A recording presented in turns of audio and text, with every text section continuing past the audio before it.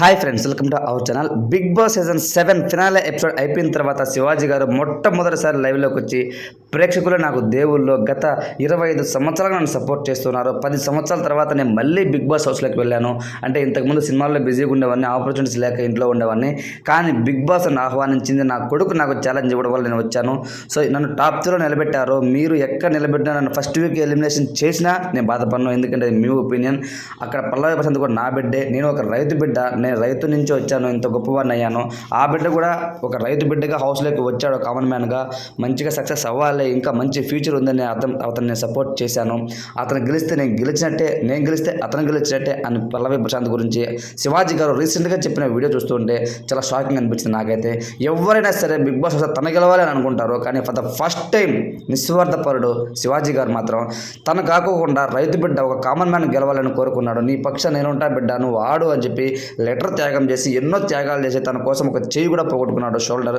So అన్ని కష్టాలు పడ్డా సరే కనీసం తన టాప్ 2లో కూడా ఉంచారు ప్రజలు. అయినా కూడా తను బాధపడుకోకుండా నేను టాప్ 3లో ఉన్నా సరే ఈ సీజన్ నేనే అంటూ గీతురాయలతో కూడా తను చెప్పడం జరిగింది అనమాట ఇంటర్వ్యూలో. అంటే తన ఉద్దేశం ఏంటంటే, నేను అబ్బాయికి సపోర్ట్ చేసే కాబట్టి అబ్బాయి విన్నర్ అయ్యాడు, నేను సపోర్ట్ చేయకుండా ఉంటే నేనే విన్నర్ అనే ఒక ఉద్దేశంతో చెప్పాడు. అది మటుకు వాస్తవం. Without Shivaji there is no Pallavi Prashanth. ఎందుకనంటే పల్లవి ప్రశాంత్ ఉన్న కోపానికి, అతనున్న టెంపర్కి, అతనున్న ఇమ్మెచ్యూర్డ్ క్యారెక్టర్కి నిజంగా శివాజీ గారు లేకపోతే పల్లవి ప్రశాంత్ ఎప్పుడో 3rd week 4th week elimination బయటకు వచ్చేవాడు. అసలు టాప్ 5లో ఉండేవాడే కాదు. పల్లవి ప్రశాంత్ని ఎంత బాగా మౌల్డ్ చేశాడంటే మన శివాజీ గారు, every second, every minute, every day, every task, అరే ఇది కాదురా ఇలా కాదురా అలా. సో ప్రతి కథ ఎక్కువ క్లోజ్ అవ్వద్దు, అమ్మాయితో బ్యాడ్ అయిపోతావు. టెస్ట్ తేజ గారు అదే చెప్పాడనమాట. ఇబ్బంది పడతారా బాబు నువ్వు తన శోభాతో ఎక్కువ ఉండొద్దు అని తను చెప్పిన మాట తీరు మాత్రం అమోఘం అనమాట.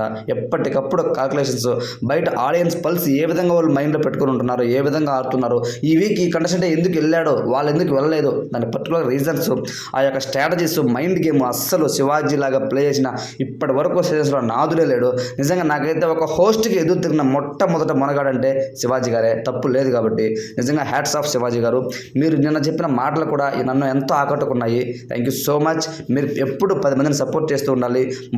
బ్రతికించు అని తీసుకున్న మీరు నినాదాన్ని నేను నిజంగా యాక్సెప్ట్ చేస్తున్నా sir. Thank you so much for your support Pallavi Prashanth. Thanks for watching friends.